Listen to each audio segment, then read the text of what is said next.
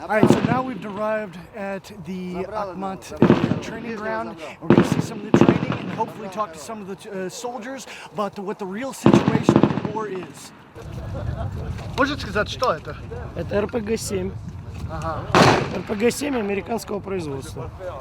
А, это как трофей, да? Да, трофей. Вот. Ага. А, английский, да? Да. Ага. Ага. Откуда это? Оттуда. Ага.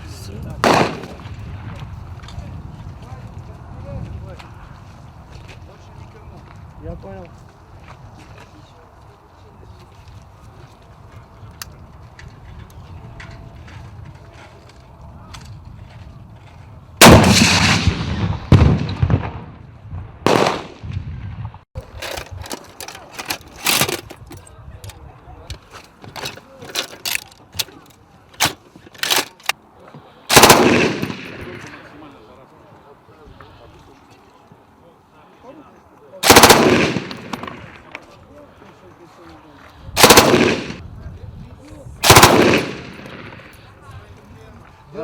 Что сделать сейчас?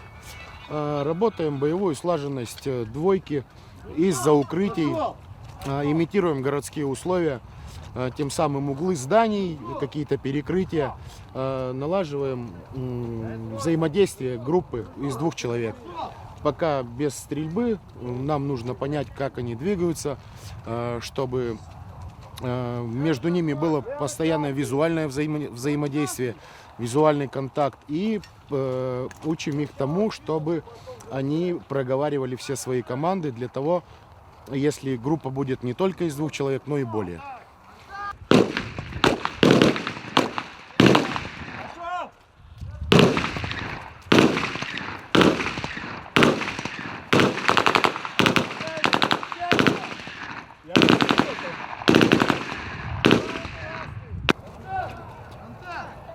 Я пошел! Вправо пошел! Я пошел! Держу! Вправо пошел! Пошел! 2 раза левого! Левый красный! Лежа перезаряд. Позывной Ван Мо. Инструктор этого полигона. Сейчас вы видели занятия по зачистке и занятию укрепрайона, именно здесь окопы. То есть в системе окопов входит несколько блиндажей, сами связанные между собой окопы. Работа в окопе – это одна из самых тяжелых для штурмовых подразделений, потому что здесь передвижение идет. То есть мы должны находиться ниже этого брусвера, поэтому идет все как бы шагом, как гуськом идем, да? Получается. Друг друга все контролируют. Работа в пятерках идет. Это называется малыми группами. Вот на этот вот укрепрайон работают 2 пятерки.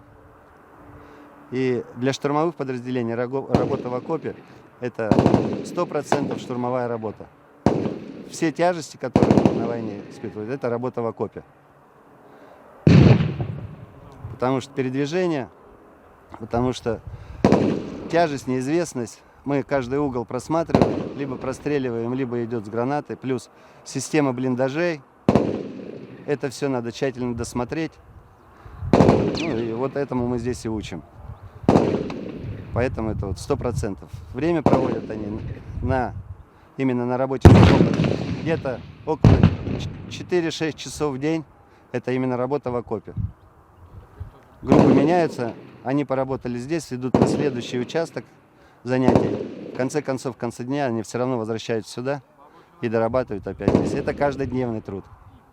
Здесь нарабатывается как раз то, что они будут встречать именно на переднем крае. Все, спасибо. Взял под контроль, прошел, прямо прошел. 2-й блиндаж, 3-й блиндаж. Не загораживай вход. Но ушел, взял контроль. Контроль тыла взяли.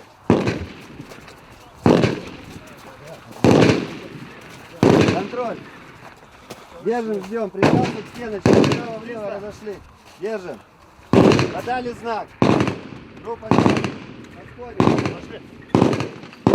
Прижались к Остался к стене. Пошли.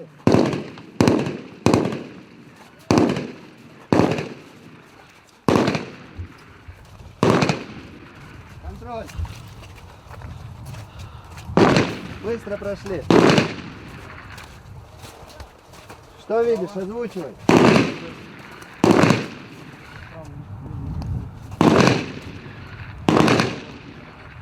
Пошла граната.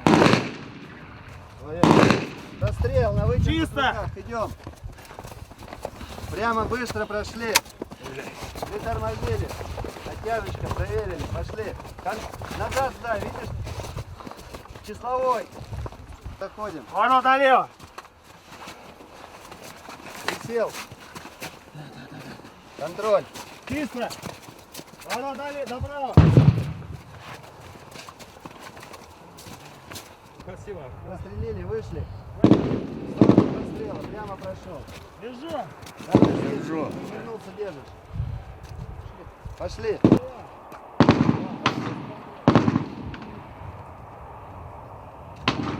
И как была ваша время в больнице? Ну, медврачи хорошо, техники на больнице новые, как было? Как относились врачи к нам? Да. Врачи относились хорошо. Какие вопросы у нас были по ранению и так далее. Все исправно и своевременно делалось нам. Вот так. Больница новая, оборудование новое. Так все хорошо. Можно спросить, если вы волонтер по контракту, и почему вы здесь? Не волонтер, доброволец. Я добровольцем пришел 10 сентября, заехал сюда 10 сентября 22 года. Потому что та сторона ВСУшная бьет по мирному народу. Вот поэтому мы здесь. И с нашими командирами мы не уйдем отсюда просто так. Пока нацистов не разобьем, мы будем здесь. И таких, как я, у нас много. У нас интернациональный спецназ. И мы будем здесь до последнего. С мирным населением у нас все хорошо, все отлично, помогаем, чем можем. Также сейчас работаем под Бахмутом. Все нормально. Как вы оцениваете степень интенсивности боевых действий сейчас? Ослаб напор в нашу сторону. Поэтому, я думаю, ненадолго это все. Скоро все на волю Всевышнего, скоро это все закончится. С нашей победой. Это неоговорочно. Вы сталкивались на линии фронта с иностранцами, с военнослужащими армии стран НАТО? Я лично сталкивался с французами. Это был спецназ? Это французский легион был. Это под Белогоровкой. Как вы оцениваете степень подготовки французского легиона? Да у нас духа больше. У них артиллерия. Они не привыкли по-мужицки воевать. Они бьют артиллерией. А что они делают вот вообще здесь? Были ли случаи взятия в плен этих военнослужащих? Я имею в виду французов. Конкретно не знаю, у нас не было. Что они здесь делают, это французов надо спросить. Еще вопрос, сдаются ли украинские военнослужащие в плен? То есть, есть ли эти случаи, являлись ли вы свидетелями таких фактов? Да, в плен сдаются, потому что устали воевать, и как с пленными разговаривали, они устали воевать, их забирают с домов, ловят где-то, идя в магазин, ну и так далее. Поэтому, говорит, мы не хотим воевать. Даже случаи были, когда прилетали артиллерийские снаряды, и на снарядах было написано: ребята, извините, помогаем, чем можем. Можно вас сам представить? Ну, лучше позывной Сунжа. Да.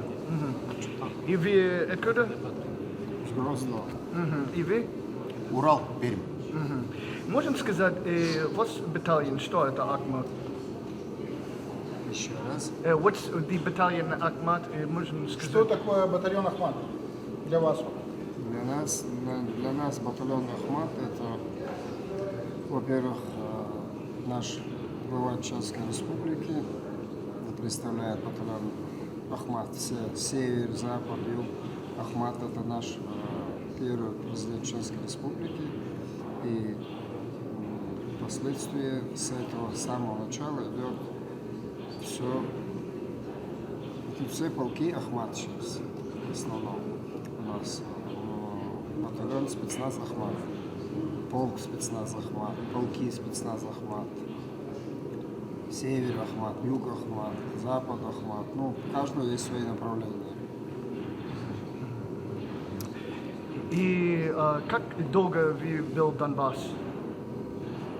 Если можно Как долго вы сказать. на Донбассе уже находитесь? 2 года. И как вы чувствуете, как сейчас, когда война закончится? Война закончится тогда, когда мы победим. За вы, что это победим? For you, what is victory? Что для вас победа? Победа? Ну, то есть закончится победой, а что это будет? Что это? Победа это будет, как бы вам правильно сказать, когда будет уничтожено все фашистские намерения, фашистские. И когда это все будет те направления, которые ведутся со стороны фашизма, не уничтожение там украинского народа, не уничтожение других, а уничтожение самого русла фашизма. Вот это будет победа. Вы из Грозный, да? Да. Я был в город, мне нравится много. И вы знаете, Папа Римский месяц назад сказал, которые чеченские люди неплохие, солдаты из Чечня делают плохое против мирных жителей. И- Слышите? Он спрашивает, месяц назад Папа Римский заявил, что выходцы из Чечни, которые воюют на Донбассе, ведут себя неправильно, они монстры, орки. монстры, с мирным населением воюют и так далее. Вопрос какой? Ну, что вы думаете? Ваше отношение какое? Потом Папа Римский сказал, я работаю для мира. И после этого он заявил, что он старается для мира. Ну, то есть, Я вам могу одно сказать. Когда мы зашли сюда в марте, мы делили свои сухпаи, свой кусок хлеба с местными людьми с Рубежного, Северодонецка, с Лисичанска. Мы все делили. Не отнимали, а делили. Так получается, мы наоборот, как Папа Римский говорит, не в ту сторону, а в другую сторону. Мы все делили, да, мы с собой, когда штурмовали все, принесли с собой продукты, энное количество было. И то у нас там местные люди, у нас они чай пили, кушали, мы кусок хлеба с ними делили. Почему Папа Римский без достоверной информации такое говорит, я не могу понять. Папы Римского не было там. Нет, не было. Вот самое главное, что его не было, поэтому он утверждает совсем противоположную сторону. Вы сталкивались с военнослужащими стран НАТО в этой войне? И с кем?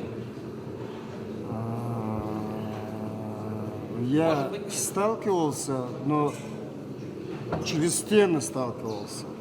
Через стены. Ну, когда шел бой, В соседних комнатах. англичане были.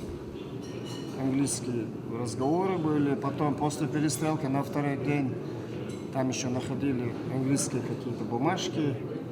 Но не могу сказать, какие. Англичане были. Сказал, что там на Украине они создали несколько батальонов, типа Чак Мансур, Джокар Тудаев. По типу батальонов Да, и я Дудаева? хотел знать ваше мнение, если вы встретили их, и сколько их, и вот. Ну, по крайней мере, на территории Донецкой республики, Луганской республики были прямые столкновения с батальонами Айдар и Азов. Я не знаю, по какому типу они созданы, по типу батальона Дудаева или по типу частных военных компаний, но ребята тоже подготовленные, так скажем.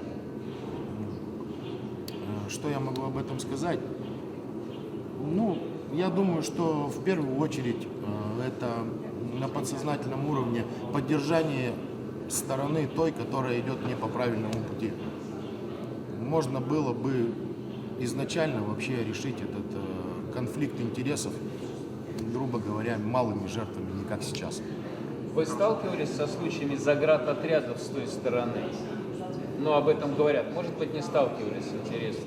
Заградотряды, как правило, стоят ближе к тылу. Вообще они есть? Они, в принципе, да, существуют, но до их тыла как бы добраться тоже непросто, так что напрямую не сталкивались. Who wants to ask something? Enrique, испанский наш товарищ. Здравствуйте, я журналист, меня зовут Enrique Refollo из Испании. Я хочу спросить следующее. Я тоже переводчик и журналист. Мне нравится, что вам нравится говорить на люди в Испании и Латинской Америке. Еще раз прошу Что бы вы прощения. хотели сказать людям в Испании и Латинской Америке? Передать им какой привет? Ну, вот, просто он и проецирует свою работу на эти регионы. И вот, как вам нравится, что люди оттуда знают о вас, о ситуации здесь, в фронте? Ну, в первую очередь сказать спасибо за тех, кто нас поддерживает. Пусть даже с другой стороны, так скажем. Не все же думают единомышленно. У всех свое насчет этого, свое мнение сугубо. А так хотелось бы обратиться, ну не то чтобы обратиться, а сказать свою точку зрения, опять же, жителям тех регионов, что нужно как-то быть сплоченнее, и конфликты вот эти военные, они ни к чему. Можно все решать на месте и сказать о том, что не нужно ссориться с Россией. Самое главное, мы держава, мы мощь, и вряд ли мы кому-то по зубам.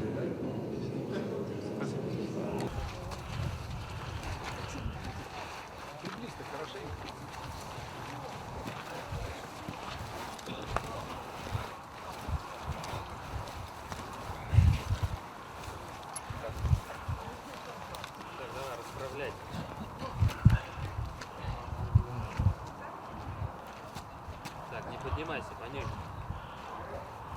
Все, давайте, затаскивайте его на носилку. Давай, шевелись.